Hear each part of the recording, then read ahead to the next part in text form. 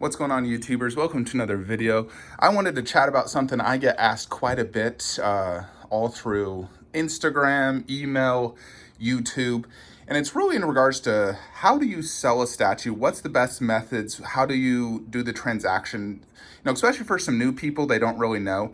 So just some background on me on some of my sales experience within statues. So this year alone, I've probably sold $30,000 worth of statues. And last year, maybe 15,000. The previous year, maybe 40 to 50,000. And I've never had any issues.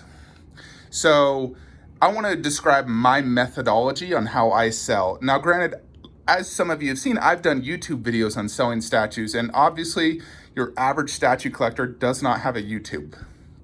Very select few, less than 1% do. So for me, YouTube works great. I've been able to sell a lot of statues through YouTube. So I continue to do so because I have a following. But for those average people that don't, obviously YouTube is not going to be your best route. Another method of selling I do is Instagram. So Instagram, I would say quite a few people have. So it's definitely good to have an Instagram. Do tags so people follow you, and then you can make statue sales. You want to get yourself known, get a reputation so people can trust you and so forth. So Instagram's definitely a great route. Third great route is obviously going to be Facebook. There's lots of statue groups out there, buy, sell, trade groups. I have my DBZ group where I've sold tons of DBZ statues. Now, when you're selling a statue, there's lots of things you need to disclose. You need to be extremely transparent. It will make everything go much better. So you need to list any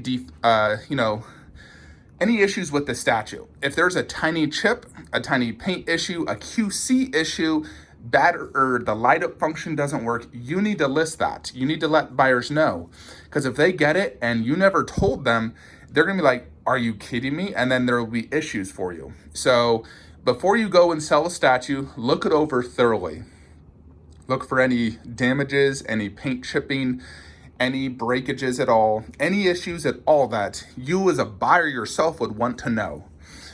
So that's item number one. You need to list the exact conditions and make your buyers aware of what exactly they're buying. And as well, if you have the box for it, because that's kind of a deal breaker for a lot of people, especially if you're buying a super fragile statue and you didn't list if you had the box or not, and then you ship it bubble wrapped and it arrives broken, that you're going to have a huge issue on your hand. So definitely list if you have the original box, the condition, if it comes from a smoke-free home or not, because that is a big issue to some people. They don't want a statue that stinks like cigarettes. And then when someone messages you, I find it best to be extremely quick when, selling something at communicating. If they message you, you should message them back within minutes, seconds if possible. Generally for me, unless I'm sleeping, I am able to message back pretty much instantly, unless I'm like, my phone's not with me, I'm doing something, moonsharking or something like that. But for the most part, I like to respond immediately to my buyers. You need to be extremely communicative. And in regards to forms of payment, so the most widely used payment method is going to be PayPal. Now, PayPal has two forms of payment. There is friends and family, which generally you send to people you trust, your friends and family as indicated. There is no fees when using this method. There's also no claim process. And then there's service, which is generally what you want to do when you're buying an item because it adds protection. So if you don't get the item as described or it's broken, you have a claim process. Now, generally for me, when I'm selling, I like to ask people to do friends and family so there's no fees. It also does help avoid any claim process as well. I've never had any issues, but if, I always fully insure a statue, and you should as well. Fully insure it for the amount they're paying for. Pay the extra few bucks. So if there's an issue and it arrives broken, you can file a claim process. Example, my Freddy Krueger, this arrived broken. Now, if my buyer did not have UPS insurance, he would have had to fork out a lot of money to me, but because he paid that extra 15 bucks, UPS covered that. So UPS had to pay me $2,700. So always file for insurance no matter what. Even if you don't think it's going to break, it seems super solid, you want to have insurance just in case. It's just like a car. You're going to drive a car without insurance? No, you're going to have it even if the odds, you don't think you're going to crash, you still want to have that insurance. So same with statues, always have insurance, because you never know what that UPS or FedEx or USPS guy is doing with that box. You've seen those videos of them just throwing it around. So you definitely want to have insurance. Be extremely communicative with your buyer. When I go to sell a statue, right after they've paid me, I advise, okay, I've received payment. I advise when I'm going to ship the statue.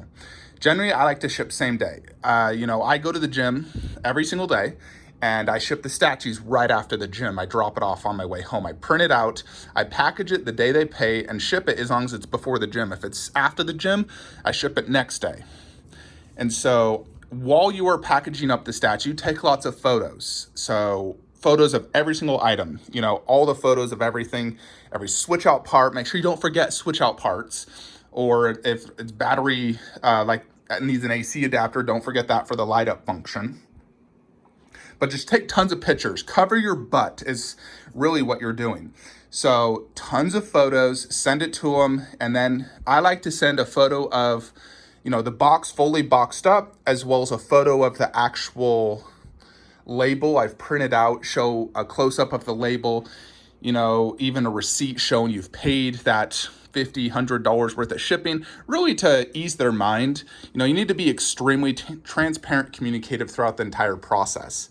And for me, I like when sellers ship same day. I really do. I hate when people take a week to ship. That to me is just unacceptable and not great. Same day or next day, unless it's on weekend, is what you should be doing. So any of you sellers out there that might be watching this, you need to be shipping same day or next day. Do what Sideshow does. I hate when, for example, Iron Studios takes a month to ship my statues, saying, oh, we're busy shipping others. I'm like, bull crap. Sideshow ships thousands a day, and they ship same day you pay, almost 99% of the time. And that's how it should be. If you buy something, ship same day or next. That's how it needs to be done. And just be extremely transparent, communicative. When they get the statue, I like to generally, say, hey, did everything arrive okay? I think a good rule of thumb, if there is damage, it needs to be reported within 3 days. Because if all of a sudden they come back 2 weeks later and say, oh, it arrived damaged, I'm like, well, it's 2 weeks later. I mean, heck, it could have been on your shelf. You bumped into it and broke it. Who knows? They need to advise damage within 3 days of it arriving. That's a good rule of thumb. And then there's also the question of payment plans. So I do accept a lot of payment plans. I have 5 people on payment plans right now, true story. So the idea to do with payment plans is set up sort of like a mini agreement before you do the payment plan. Advise, okay, so if we're gonna do this payment plan, I want it paid off within 3 months.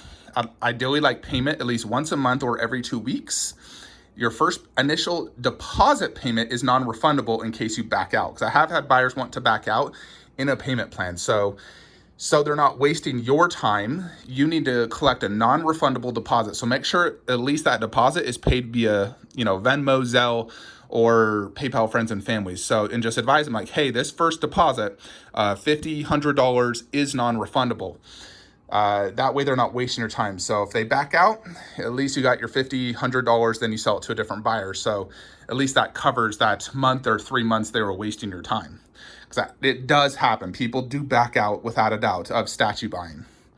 So if you're doing a payment plan, just do that. And you definitely want to follow up because people do forget. That is humans. So every 2 to 3 weeks, just do a friendly, reminder saying, hey, just a friendly reminder. We do have this payment plan and you have this balance left. And anytime I receive a payment for a payment plan, I like to advise 100 received, 500 left remaining, something like that. Just tell them how much you've received, how much is left. So it's on record. Once it's in that text or email or whatever, it's on record. So there's no confusion on how much they owe you. So there is also, of course, other options for selling. You have eBay. Now, if you're going to be doing eBay, there's definitely a lot more risks, as well as there's lots of fees involved. A, 10% eBay fees. B, 4% PayPal. So you're going to hit with 14% fees. So to accommodate that, you're going to have to raise your prices, which might make it even harder to sell. So, but eBay does reach more buyers without a doubt, more than Facebook and other places.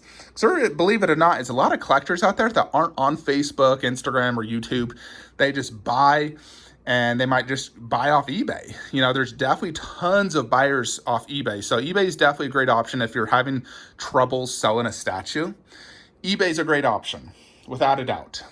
Just remember, there's going to be 14% fees. Make sure you do signature confirmation so they can't claim they never got the statue. Fully insure it. Do everything in your power. Be very communicative to let them know regarding this transaction. There is always those people trying to get a free statue out there. So definitely watch out for that. I try to avoid eBay at all costs, but when a statue really isn't selling, that is more or less, in my opinion, your last resort.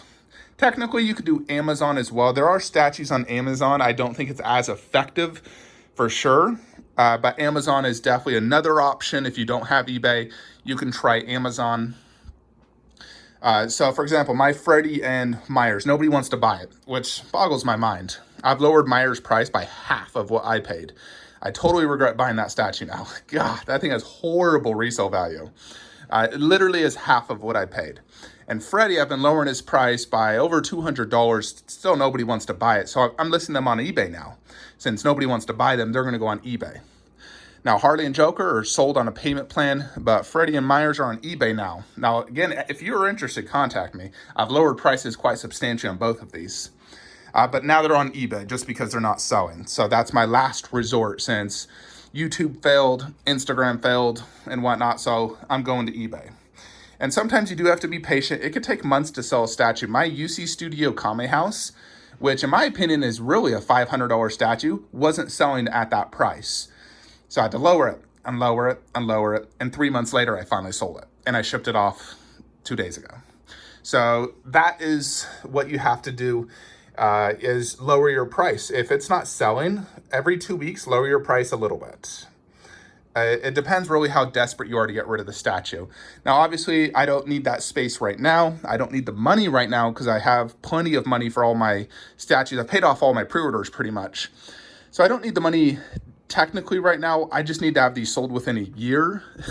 So I'll leave them on eBay for at least a year if I need to. So basically, you need to determine how quickly you need to sell an item. If you need to sell it quickly, you got to lower the price. If you need to sell it, if you don't care, you just want to get your money back, try to sell it for what you paid. For the most part, most statues can hold their value and you can sell it for what you paid. Sometimes you can make quite a bit profit as well. Sometimes you have to lose some. You win some, you lose some. It's part of the game. It really is. There's a lot of statues in my collection I could sell right now and make a, pretty good profit, like 3x what I paid. There's others where I might have to lose some money. But, that's what you have to take in consideration when you're buying something as well. Think about resale value. There are statues I won't buy because I don't think I would keep it forever, and I know resale value won't be good. So for that reason alone, I will avoid buying statues because of resale value. So basically, that's my 2 cents on selling statues, though. If you're out there really trying to sell, I think your best options are really Facebook, Instagram. For the more popular YouTubers, I think YouTube's a great route because you're getting a video out there to your 10,000 plus subscribers and adds another video to your channel. You're making that ad revenue, and people like to see videos of the statues they're buying as well instead of just pictures. So there's definitely tons of advantages to that. But your average person, I say do Facebook and Instagram. And if you can't sell it off those two, go to eBay and just be very communicative, ship same day. And at all costs, try to avoid doing PayPal service just to cover your butt. If you build good communication and people trust you, they'll pay you friends and family. For the majority, most people pay me friends and family because of my communication. And most people are actually repeat buyers as well. Once they buy once and they see how smooth the transaction went, they buy again, I've had some people buy 15 statues off me, the same person, and because the transactions went so smooth. So if you have a smooth transaction, you have repeat buyers. Anyways, folks, that's my 2 cents if you're selling a statue, because obviously it's part of the game. When you get into collecting, especially like me, you really do have to sell to buy new, or sometimes you just get sick of a statue. Maybe you just don't enjoy it as much anymore, so you really just gotta sell it to help fund a new one. Plus, if you need space and you decide to have a collection direction change, you always want to be able to sell the statue. And so that is my method on how to sell. Anyways, folks, hope you enjoyed this video. Like, comment, subscribe. Have a great day.